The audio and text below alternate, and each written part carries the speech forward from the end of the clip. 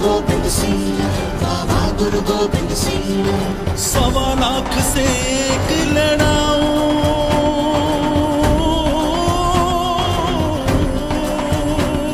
बाबा गुरु गोविंद सिंह। 1.25 लाख से एक लड़ाऊं, तबे गोविंद सिंह नाम कहाँ। बाबा गुरु गोविंद सिंह, बाबा गुरु गोविंद सिंह, बाबा गुरु गोविंद सिंह।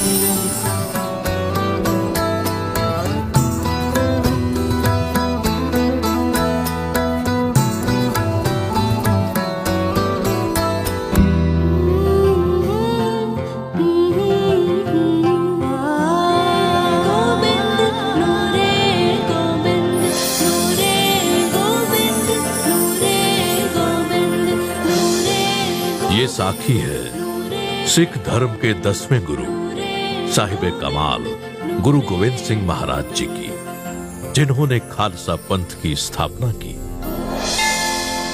पंडित शिवचंद पटना शहर के विख्यात पंडितों में से एक थे। रोज सुबह गंगा स्नान करने के बाद वो घंटों ध्यान लगाकर भगवान राम का सिमरन किया करते थे।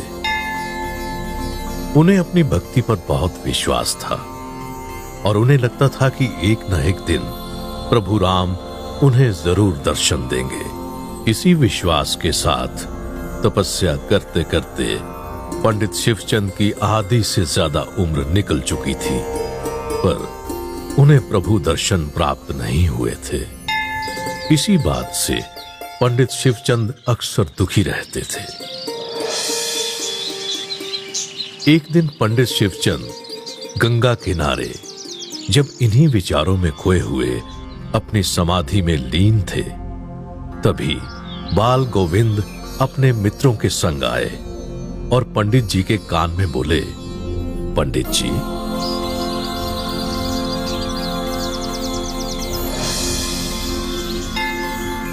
पंडित जी ने जैसे ही अपनी आंखें खोली तो उन्हें साक्षात प्रभु राम के दर्शन हुए।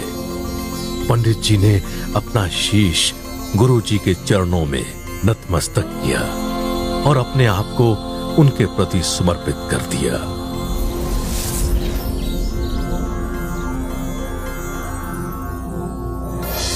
पंडित शिवचंद बालक गोविंद के मुरीद हो गए। पंडित जी जब भी ध्यान में जाते, गुरु गोविंद सिंह जी का अलौकिक चेहरा उनकी आंखों के सामने आ जाता। आज गंगा के उस घाट को गोविंद घाट के नाम से जाना जाता है।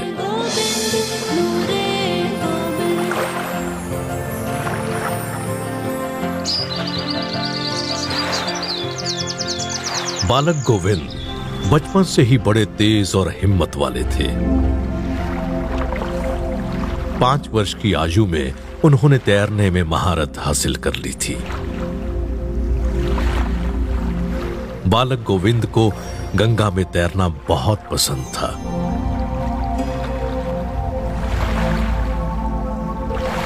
पंडित शिवचंद अक्सर उन्हें संभल कर तैरने को कहा करते थे, पर बालक गोविंद निडर होकर तेज लहरों और गहरे पानी का सामना करते हुए तैरने का आनंद लिया करते थे।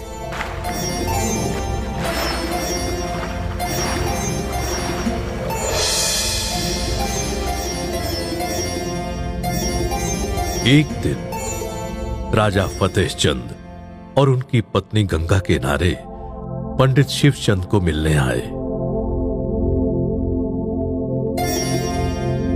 राजा के पास दुनिया के सभी सुख साधन थे, परंतु वो औलाद के सुख से वंचित थे।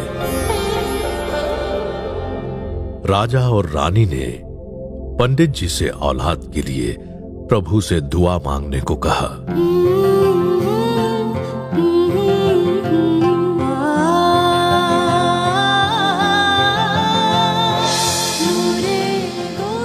पंडित शिवचंद जी ने उन्हें बालक गोविंद के नूर के बारे में बताया। पंडित जी ने राजा और रानी को बालक गोविंद का ध्यान करने को कहा। राजा ने कहा, जिस बालक को हमने देखा तक नहीं, उनका ध्यान हम कैसे कर सकते हैं? राजा और रानी की बालक गोविंद के दर्शनों की अभिलाषा बहुत जल्द पूरी हो गई।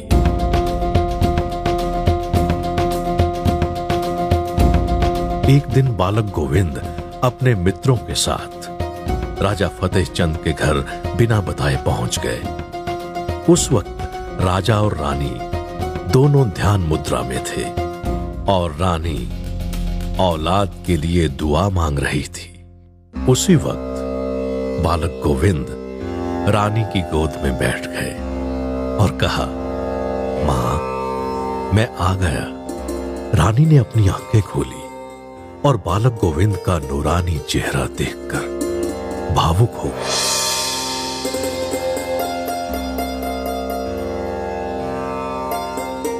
बालक गोविंद ने रानी से कहा, मां, हमें भूख लगी है, हमें कुछ खाने को दे।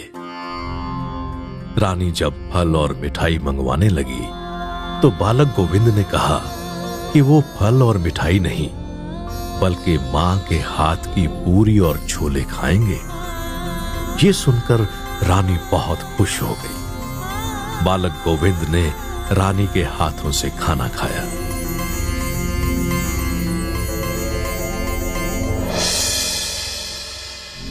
रानी को उस वक्त ऐसा महसूस हुआ मानो गुरुजी उनको औलाद का आशीर्वाद दे रहे हों। नूरे गोविंद, नूरे गोविंद, नूरे गोविंद, नूरे गोविंद। उस दिन के बाद बालक गोविंद राजा और रानी के घर अक्सर अपने मित्रों के साथ आते रहते थे। उन्हें वहां का बगीचा बहुत पसंद था। बालक गोविंद उस बगीचे में अपने मित्रों के साथ सारा दिन खेलते रहते और वहां पर पेड़ पौधों को पानी देते और वहां के माली की भी मदद किया करते थे। बालक गोविंद को ये सब करते हुए बहुत आनंद प्राप्त होता था।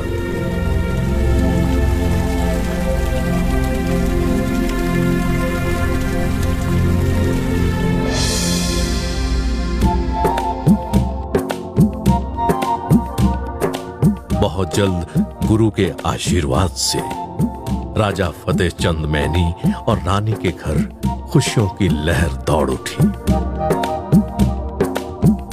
उनकी बरसों की मुराद पूरी हो गई और उनके घर एक सुंदर और स्वस्थ पुत्र ने जन्म लिया।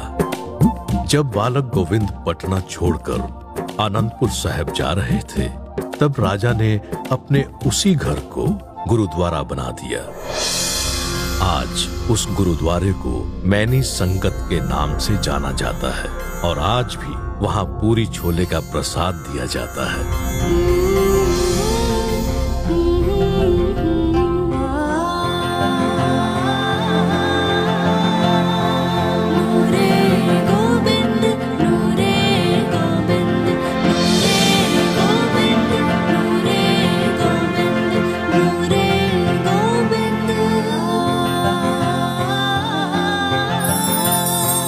आज्ञा पई अकाल की, आज्ञा पई अकाल की, तबे चलायो पंथ। सब सिखन को हुक्म है, गुरु मान्यो ग्रंथ, गुरु मान्यो ग्रंथ।